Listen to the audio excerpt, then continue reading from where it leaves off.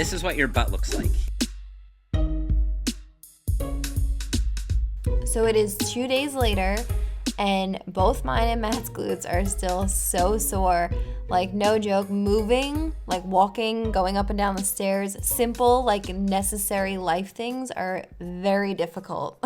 Yeah, Jeff, not cool, bro. We tried out your How to Grow a Butt, the most scientific way to train glute video, and I gotta say, it was definitely challenging. So Brittany and I went through it. We figured we'd do a voiceover here on her channel. So what do you gotta say? All right, so let's get right into it. The first thing we did was some pre-activation stuff. We started with the hip abduction machine. Some people call this a hovering hip abduction. So you're actually elevated off the chair, like you're kind of standing a little bit. And I like to do this as a warm-up and also a burnout at the end of the workout, but for this session we did a variation of the hip abduction at the end.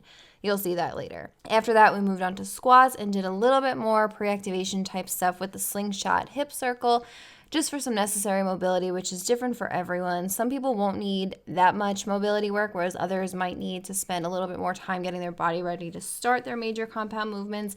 And over time, you'll kind of realize what it takes for your body to get fully ready. There's a lot of different videos on mobility routines, and I think the best way to do it is to just pick and choose what you specifically need to work on and just take it from there. Well said. Thank you. Hivering, hip abduction.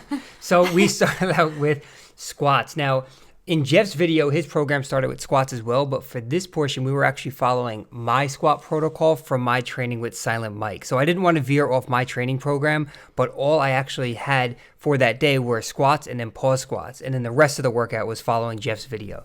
So we did some regular back squats followed by some pause squats, and one thing that I was trying to teach Brittany, since she's new to pause squats, was focusing on not bouncing out of the hole and instead trying to drive up from a dead stop. So these are actually really hard, even though generally the weight on a pause squat is going to be a lot lighter than what you could do on a traditional regular squat.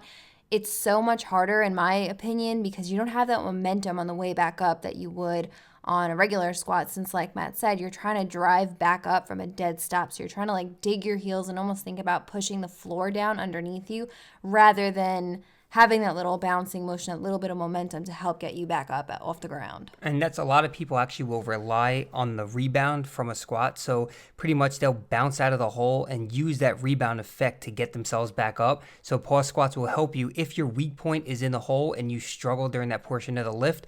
Pause squats are a great way to work on that. And there are so many variations for squats. You have front squats, back squats, pause squats, box squats. So you just need to figure out what works best for you, but find out where your weakness is in the movement and then try and work on that as well as an accessory to the actual movement. So after that, we moved on to probably what I thought was the most challenging thing, and that was a single leg hip thrust. Yeah, I'm not gonna lie. When I saw these in the video, I was like, in Jeff's video that is, I was like, oh, this will be no problem because I'm pretty strong at like a regular barbell hip thrust.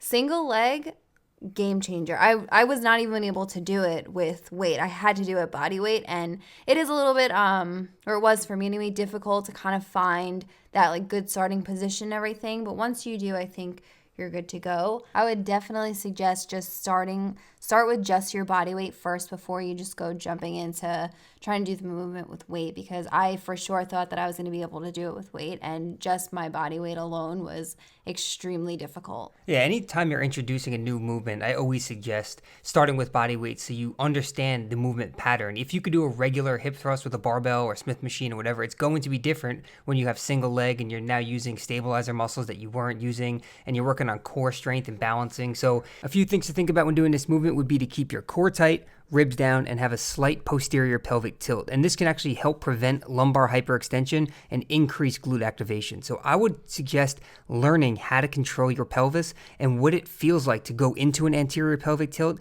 and a posterior pelvic tilt, so you can get the most out of every movement that you do. So it's not just in relation to the exercises shown in this video, but knowing how your pelvis tilts can be beneficial in all exercises.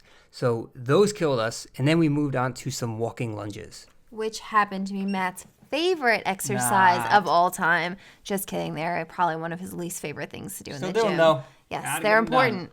So these can be done tons of different ways. You can use dumbbells, you can use a barbell, the preloaded barbell, whatever. I've done them a bunch of different ways. And I think most people would be surprised at how the slightest adjustment in your form and body position with lunges can actually change the entire movement.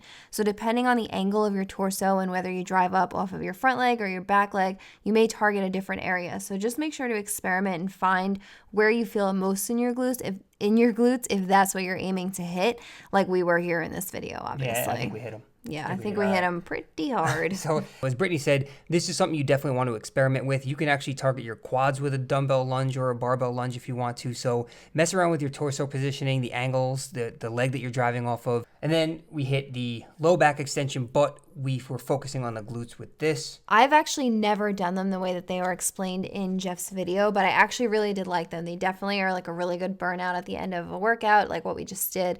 So what he said to do is to turn your feet slightly out. Keep your knees a little bit bent and round your lower and upper back just a little bit, just to take some of the strain off of your back and put more emphasis on the glutes.